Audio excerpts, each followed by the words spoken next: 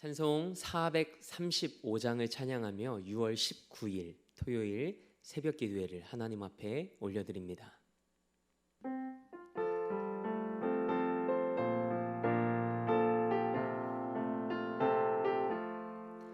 나의 영원하신 기업 생명보다 귀하다. 나의 갈 길 다가도록 나와 동행하소서. 주께로 가까이 주께로 가오니 나의 갈 길 다가도록 나와 동행하소서. 세상 불귀한 일함과 모든 명예 버리고 험한 길을 가는 동안 나와 동행하소서. 주께로 가까이 주께로 가오니 나의 갈 길 다가도록 나와 동행하소서. 어두운 골짝 지나가며 험한 바다 건너서 천국 문에 이르도록 나와 동행하소서. 주께로 가까이 주께로 가오니 나의 갈 길 다가도록 나와 동행하소서. 아멘. 사도신경으로 우리의 신앙을 고백합니다. 나는 전능하신 아버지 하나님 천지의 창조주를 믿습니다. 나는 그의 유일하신 아들 우리 주 예수 그리스도를 믿습니다. 그는 성령으로 잉태되어 동정녀 마리에게서 나시고 본디오 빌라도에게 고난을 받아 십자가에 못 박혀 죽으시고 장사된 지 사흘 만에 죽은 자 가운데서 다시 살아나셨으며 하늘에 오르시어 전능하신 아버지 하나님 우편에 앉아 계시다가 거기로부터 살아있는 자와 죽은 자를 심판하러 오십니다. 나는 성령을 믿으며 거룩한 공교회와 성도의 교제와 죄를 용서받는 것과 몸의 부활과 영생을 믿습니다. 아멘. 찬송 430장을 우리 한 장 더 박수하며 힘차게 하나님 앞에 찬양으로 영광 올려드립니다.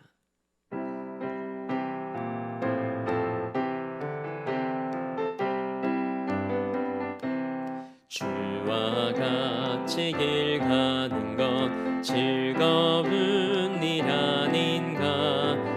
우리 주님 걸어가신 발자취를 밟겠네.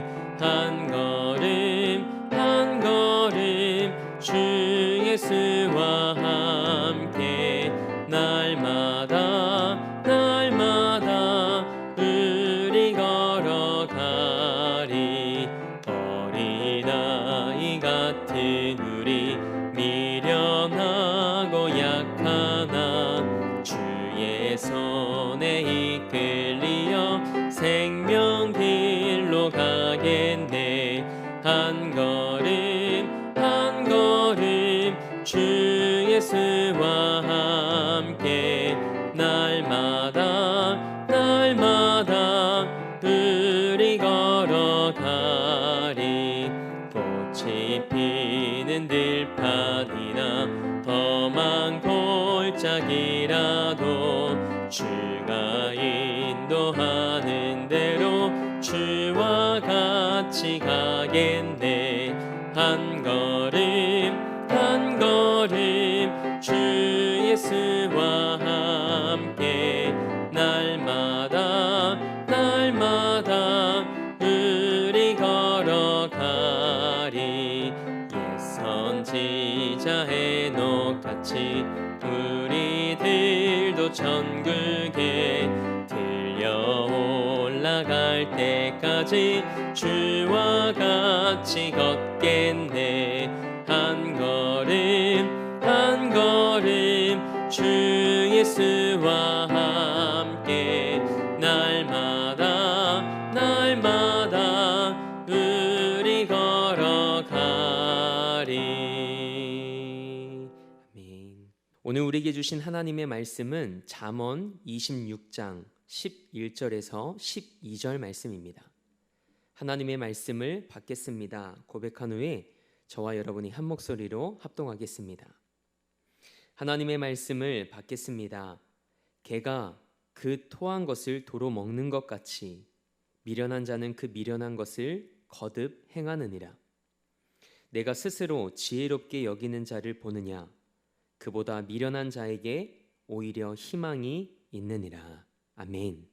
하나님의 말씀으로 새로운 하루를 시작하는 사랑하는 성도님들의 삶이 하나님의 지혜를 구하며 하나님을 경외하는 삶이 되길 축복합니다.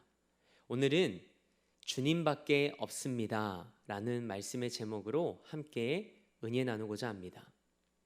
한 목사님이 기차를 타고 목적지를 향해 가던 중에 한 사람과 대화를 나누게 되었습니다. 목사님과 대화하던 사람이 이렇게 말했습니다. 하나님이 정말 계신가요? 제 생각에 하나님은 안 계신 것 같습니다. 너무나도 단호하게 말하는 사람에게 목사님은 이렇게 대답했습니다. 맞습니다. 성경에도 선생님과 똑같이 말하는 사람이 있습니다. 그 사람이 누군지 저와 함께 성경을 보시겠습니까? 성경에 자신과 똑같이 말하는 사람이 있다는 말을 듣고 그 사람이 반색을 합니다. 그래서 목사님이 성경을 펴서 구약성경 시편 14편 1절 말씀을 그분에게 보여줬습니다. 거기에는 이렇게 기록되어 있었습니다. There is no God. 하나님은 없다. 그 사람이 목사님에게 말합니다. 정말 하나님이 없다고 성경에 써 있네요. 목사님이 그 사람에게 말했습니다. 이 사람의 이름을 제가 가르쳐 드릴까요? 그러면서 목사님은 손가락으로 가리고 있던 말씀의 앞부분을 보여주었습니다. 거기에는 이렇게 쓰여 있었습니다. The fool says in his heart. 어리석은 자는 그 마음에 이르기를 하나님이 없다 하는도다. 하나님이 없다고 말한 사람의 이름은 미련한 자였습니다. 이 말을 들은 그 사람은 순간 당황했습니다. 그래서 목사님은 자연스럽게 그 사람의 마음을 어루만지며 어리석은 자의 특징에 대해 설명해주고 복음을 전했다고 합니다. 미국 역사상 가장 위대한 복음 증거자였던 드와이트 무디 목사님의 일화입니다. 오늘 본문 말씀은 미련한 자에 대한 이야기입니다. 그렇다면 본문 말씀에서 말하는 미련한 자는 어떤 사람일까요? 세상 사람들은 어떤 상황에서 정확한 판단을 내리지 못하는 사람을 미련하다고 이야기합니다. 그러나 성경이 말하는 미련한 사람은 그런 사람이 아닙니다. 성경이 말하는 미련한 사람은 하나님이 보시기에 미련한 사람인 것이죠. 성경이 말하는 미련함의 정의는 마음속에 하나님이 없는 사람, 하나님의 존재를 인정하지 않고 하나님을 경외하지 않는 사람입니다. 즉 하나님이 없다고 하고 예수님을 믿지 않는 사람을 성경은 미련한 사람이라고 표현하고 있습니다. 왜냐하면 하나님이 만드신 세상을 살아가면서 자기를 만드시고 인도하신 분이 누구신지 알지 못하니 그 사람이 미련한 자 아니겠습니까? 오늘 우리가 함께 읽은 잠언 26장의 말씀은 우리가 세상을 살아가면서 어떻게 하면 미련함에 빠지지 않을 수 있는지를 말하고 있습니다. 그래서 잠언 26장의 말씀은 미련한 자에 대해 세 가지를 이야기합니다. 첫째는 미련한 사람을 어떻게 구별할 수 있는가? 둘째는 미련한 사람을 어떻게 대해야 하는가? 마지막 셋째는 왜 미련해지는가에 대해 말씀하고 있습니다. 그렇다면 미련한 사람의 특징은 뭘까요? 미련한 사람은 지나치게 자신의 영광스러운 명예를 추구한다는 겁니다. 그 내용이 잠언 26장 1절 말씀에 기록되어 있습니다. 미련한 자는 자신에게 어울리지 않는 영광스러운 명예를 갈망합니다. 왜냐하면 그 명예를 통해 자신의 존재 가치를 확인하고 싶기 때문이죠. 그렇다면 여러분께 묻겠습니다. 여러분의 자존감의 가장 큰 근거는 무엇입니까? 무엇이 여러분을 존귀한 자라고 여기게 해줍니까? 그것은 바로 하나님의 자녀라는 신분일 겁니다. 천지를 창조하신 하나님께서 나의 아버지가 되시고 그 하나님께서 나를 사랑하셔서 십자가에서 그분의 사랑을 우리에게 보여주셨기 때문입니다. 우리는 그 사랑을 경험한 존재이기 때문에 그것이 우리의 자존감의 근거가 될 것입니다. 그래서 하나님의 존재를 인정하고 하나님을 경외하는 사람은 자신의 존재 가치에 대해 의심하지 않습니다. 다른 사람들이 나에게 무슨 말을 하고 어떻게 대하는지 연연해하지 않습니다. 내가 얼마나 존귀한 존재인지를 알기 때문이죠. 하나님께서 십자가에 자신의 사랑하는 아들을 내어주시기까지 여러분을 사랑하셨습니다. 여러분은 그런 존재입니다. 때문에 지금 나의 어떠함과 상관없이 나 자신을 존귀하게 여기십시오. 우리는 하나님께서 예수님을 주고 사신 예수님 짤이 인생입니다. 하지만 하나님을 인정하지 않는 사람들은 다른 사람들과의 비교 속에 살아갑니다. 그래서 무엇인가를 끊임없이 자기 안에 채우려고 발버둥을 치며 살아갑니다. 사랑하는 성도 여러분, 인생에서 중요한 것은 명예가 아닙니다. 미련함에서 벗어나는 것이 더 중요합니다.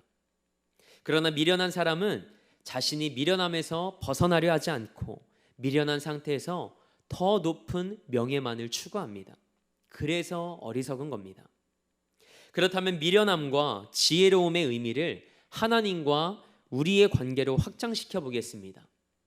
지혜로운 사람, 행복한 사람은 어떤 사람일까요? 내 삶의 주인이 하나님이심을 인정하고 그분의 뜻과 말씀을 따라 살아가는 삶이 바로 지혜로운 삶이고 행복한 삶입니다. 그러나 미련한 사람은 내가 내 삶의 주인이라고 생각하기 때문에 내 마음대로 하면 된다고 착각하며 살아갑니다. 그러니 삶이 고되고 힘듭니다. 인생이 왜 이러냐고 투덜댑니다. 그렇다면 어떤 사람이 가장 미련한 자일까요? 오늘 본문 12절 말씀입니다. 우리 말씀을 함께 읽겠습니다. 내가 스스로 지혜롭게 여기는 자를 보느냐? 그보다 미련한 자에게 오히려 희망이 있느니라. 미련한 자보다 구제불능인 자가 있답니다. 오히려 미련한 자에게 희망이 있다고 말씀합니다. 그렇다면 어떤 사람이 구제불능인 사람일까요? 미련하면서도 스스로 지혜 있다고 여기는 사람입니다. 이런 사람은 미련한 자보다 더 미련한 사람입니다. 이 말씀에서 우리는 미련함의 원인을 알게 됩니다. 사람이 왜 미련해질까요? 스스로 지혜롭다고 여기기 때문입니다. 스스로 지혜롭다고 여기기 때문에 다른 사람의 말을 도무지 듣지 않습니다. 그리고 하나님도 안 믿습니다. 하나님보다 내가 더 지혜롭다고 생각하기에 하나님 없이도 살 수 있다고 그는 생각하기에 그 사람의 삶이 미련한 것입니다. 그래서 실수를 반복해도 변화가 없고 발전이 없습니다. 모든 미련함의 원인은 자기 스스로를 지혜롭다고 여기는 것입니다. 그럼 우리 성도님들께 질문 하나 드리겠습니다. 정말 지혜로워지는 방법이 무엇일까요? 스스로 지혜롭다고 여기는 마음을 내려놓는 겁니다. 성경은 이 말씀을 하기 위해 12절까지 긴 말씀을 기록하고 있습니다. 우리가 지혜로운 삶을 시작하는 첫 걸음은 이 고백에서부터 시작됩니다. 하나님, 저는 지혜롭지 못합니다. 그래서 주님이 필요합니다. 하나님, 저의 길을 인도하여 주옵소서. 주님밖에는 없습니다. 이렇게 하나님을 인정하고 신뢰하며 하나님과 함께 걸어가는 것이 지혜로운 삶의 첫 걸음입니다. 미련한 자가 미련함을 버리지 못하고 계속해서 미련하게 행동하는 것을 11절 말씀은 개가 토한 것을 다시 먹는 것에 비유합니다. 따라서 미련한 자를 가까이 하지 말고 그에게 일을 맡기지 말라고 성경은 말합니다. 지혜로운 사람은 자신의 무지함과 한계를 인정하고 지혜의 근본이신 하나님을 경외합니다. 이를 위해 우리가 취해야 할 최고의 덕목은 겸손입니다. 마치 벼가 익을수록 고개를 숙이듯 하나님의 지혜를 바라며 살아가는 겸손한 마음과 태도를 견지할 수 있길 축복합니다. 그렇게 미련한 사람과 교만한 사람이 되지 않도록 하나님과 사람들 앞에서 항상 우리 스스로를 돌아볼 수 있길 원합니다. 하나님의 지혜를 구할 때 하나님의 지혜가 우리의 미련함을 벗겨내고 겸손히 주밖에 없음을 고백하는 그 마음이 우리 안에 가득 부어지는 이 새벽이 되길 주님의 이름으로 축복합니다. 함께 기도하겠습니다. 하나님, 우리 삶이 하나님 안에서 지혜 있는 자의 삶이 되길 원합니다. 오늘 말씀을 통해 지혜로운 사람은 자신의 부족함을 알기에 하나님만 붙잡고 의지하며 하나님을 경외하는 자임을 알게 하시니 감사합니다. 스스로 지혜롭다 여기지 않게 하옵소서. 겸손케 하시고 나의 부족함과 한계를 알아 하나님의 말씀을 붙잡고 예수님을 의지하며 걸어가는 삶이 되게 하옵소서. 미련한 사람들 틈에 살면서 우리로 하여금 그들과 동화되거나 휘둘리지 않게 하시고 지혜로운 하나님의 말씀을 붙잡고 묵묵히 믿음으로 걸어가는 지혜로운 사람이 되게 하옵소서. 오늘도 이 나라와 열방을 위해 기도합니다. 하나님께서 이 땅과 열방의 주인이심을 고백하오니 하나님의 때에 하나님의 방법대로 이 땅을 회복시켜 주옵소서. 믿음의 사람들의 기도와 그 눈물이 하나님의 시간 속에서 응답되게 하옵소서. 창립 50주년을 맞이한 우리 대림교회와 담임 목사님도 기억해 주셔서 우리에게 허락하신 새로운 111의 사명을 품고 기도할 때 하나님의 뜻을 이루어드리는 제단과 목회자 되게 하옵소서. 오늘도 삶의 자리를 성전 삼아 미디어 예배로 이 하루를 시작합니다. 오늘 하루도 치열하게 말씀을 붙잡고 기도하며 주 안에서 넉넉히 승리하는 삶이 되게 하옵소서. 우리 삶이 복된 자리, 지혜 있는 자의 자리에 서게 하옵소서. 그렇게 일하실 하나님을 기대하며 우리 삶의 목적 되시고 이유 되신 우리 주 예수 그리스도의 이름으로 기도합니다. 아멘. 하늘에 계신 우리 아버지, 아버지의 이름을 거룩하게 하시며 아버지의 나라가 오게 하시며 아버지의 뜻이 하늘에서와 같이 땅에서도 이루어지게 하소서. 오늘 우리에게 일용할 양식을 주시고 우리가 우리에게 잘못한 사람을 용서하여 준 것 같이 우리 죄를 용서하여 주시고 우리를 시험에 빠지지 않게 하시고 악에서 구하소서. 나라와 권능과 영광이 영원히 아버지의 것입니다. 아멘.